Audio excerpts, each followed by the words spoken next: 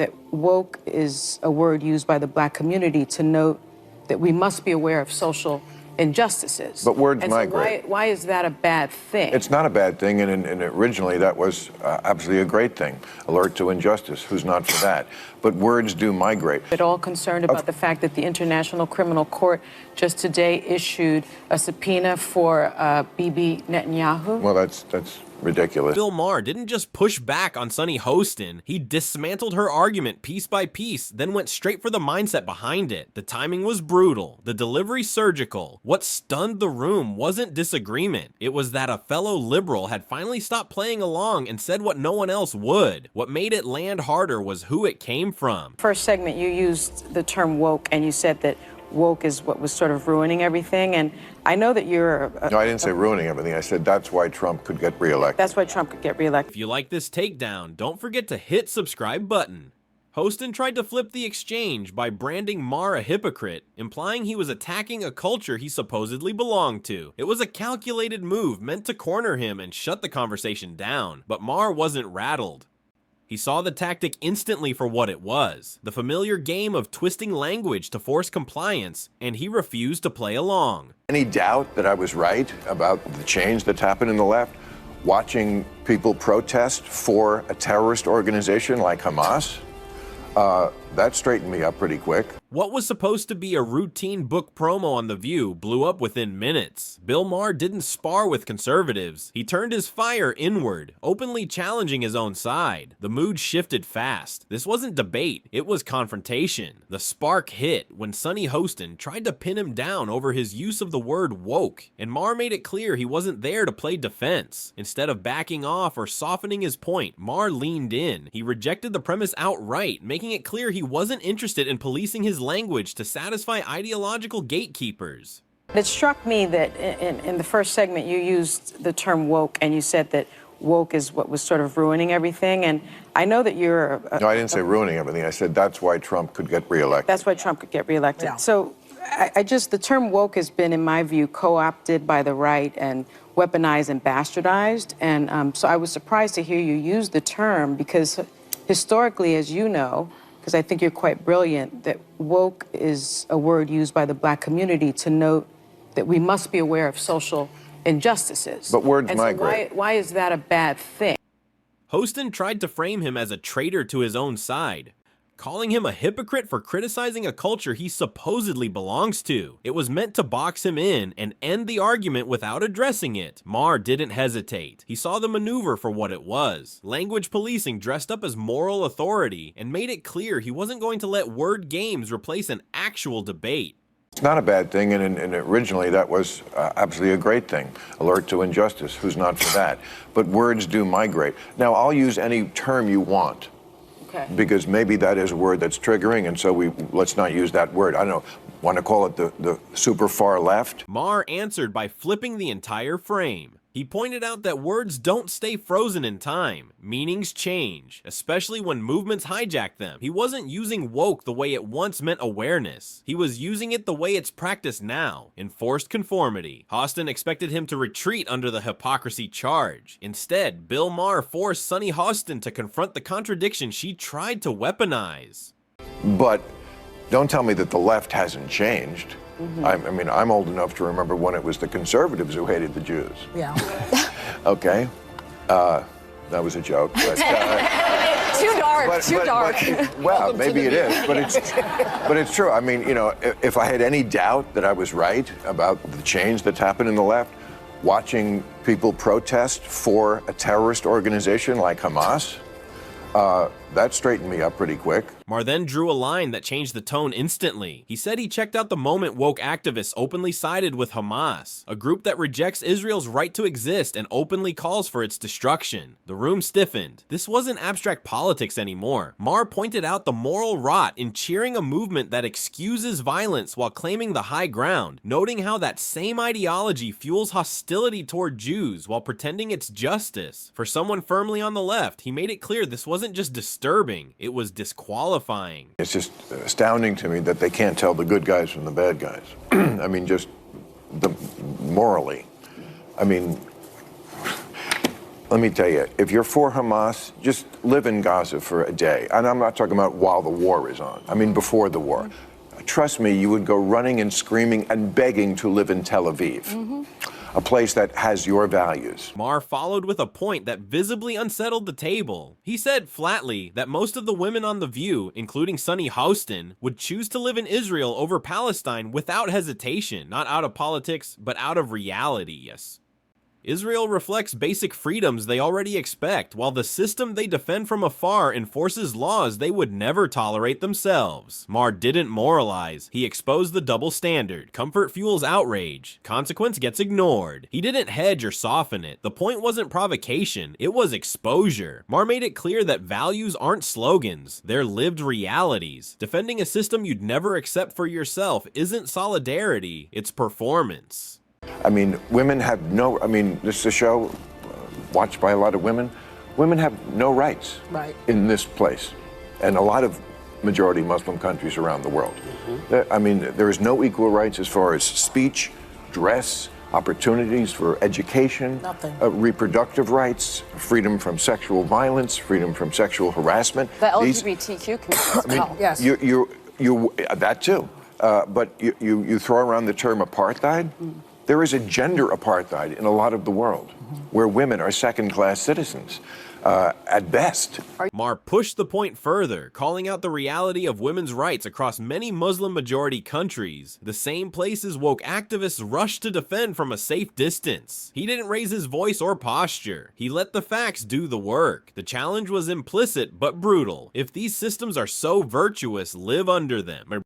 The panel didn't answer the substance. Instead, they pivoted to the familiar innocent civilians frame, hoping to reset the narrative. Maher didn't bite. He made it clear the pivot wasn't accidental. It was evasive. Talking about civilians was easier than confronting the systems that keep producing the same outcomes. Maher refused to let emotion replace accountability. Are you at all concerned about the innocent civilians that have been collectively punished and murdered, largely children and women? And are you at all concerned about the fact that the International Criminal Court just today issued a subpoena for Bibi Netanyahu? With her argument stripped down, Sunny Hostin shifted tactics. She stopped debating ideas and went after Maher's character, implying he was indifferent to violence against innocent civilians. It was a calculated moral ambush, the move you make when logic runs out. Bill Maher didn't react emotionally. He recognized it instantly for what it was, an attempt to silence criticism by assigning moral guilt instead of addressing facts.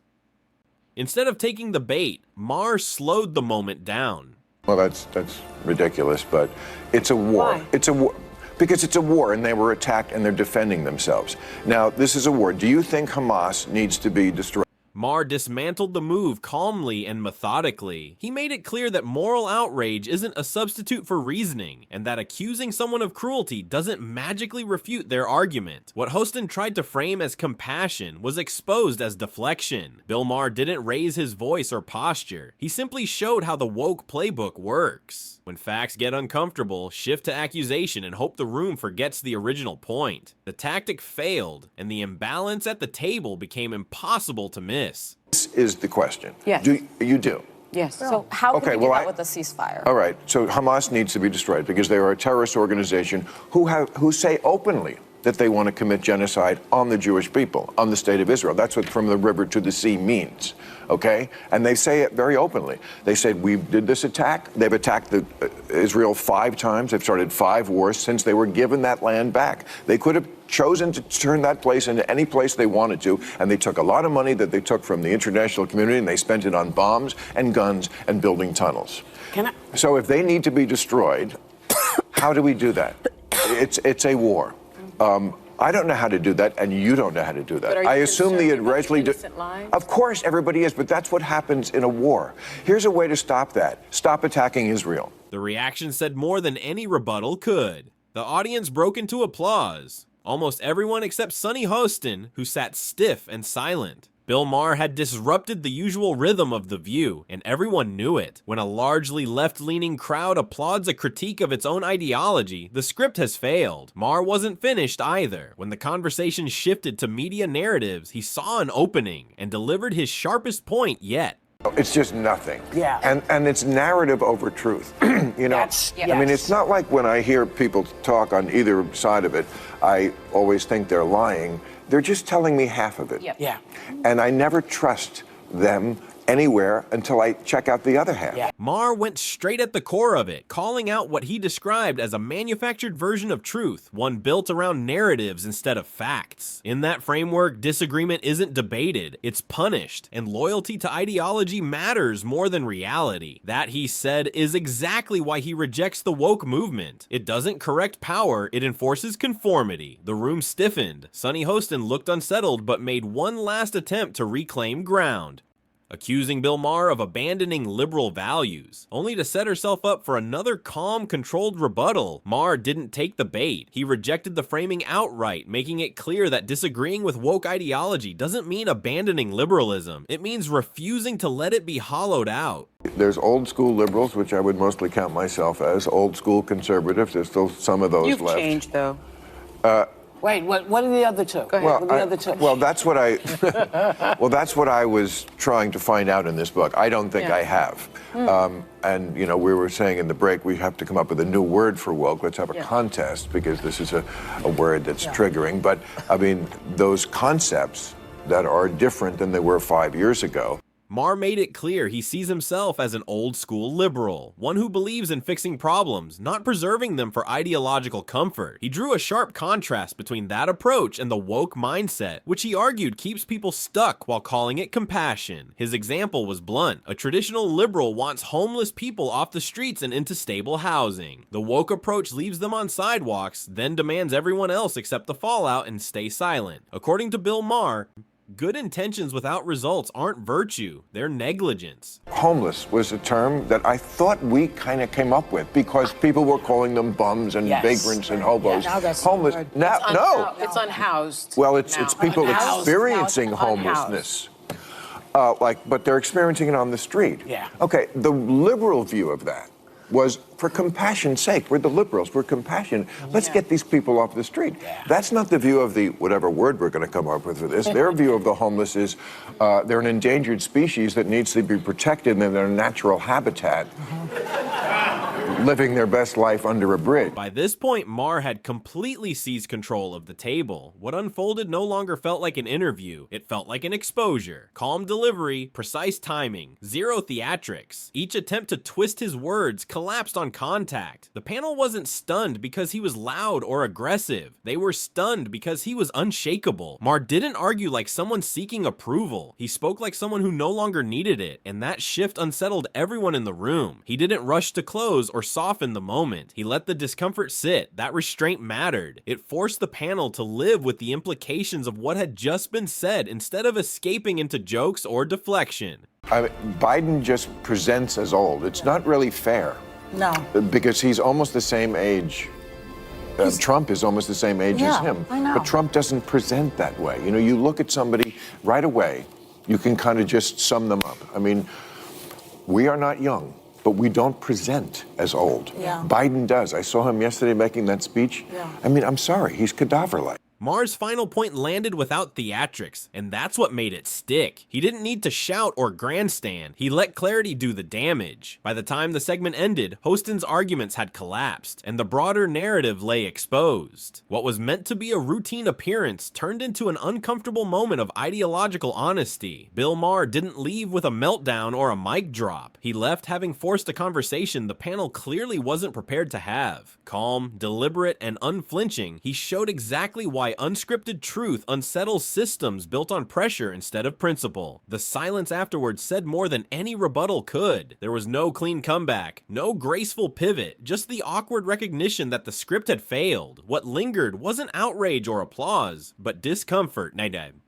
The kind that sticks because it forces people to sit with ideas they'd rather dismiss. This wasn't chaos or spectacle, it was exposure. And long after the cameras cut, that moment remained. A reminder that narratives survive on control, and the fastest way to unsettle them is to stop playing along. That moment didn't go viral because of volume or outrage. It spread because it broke the rhythm. The panel thrives on predictable friction. Raise the temperature, trade rehearsed blows, cut to commercial. Maher refused to give them that. He didn't escalate, he stalled the machine. And when a system built on momentum suddenly loses it, everyone notices. Hostin wasn't defeated in a debate sense. She was stranded. With no slogan to retreat to and no applause line to hide behind, the gap between belief and defense became visible. That's the danger of clarity. It doesn't attack people, it removes their cover. Once that happens, there's nothing left to perform. What made the exchange uncomfortable wasn't disagreement, it was recognition. The realization that some arguments survive only because no one pauses long enough to examine them. Maher paused.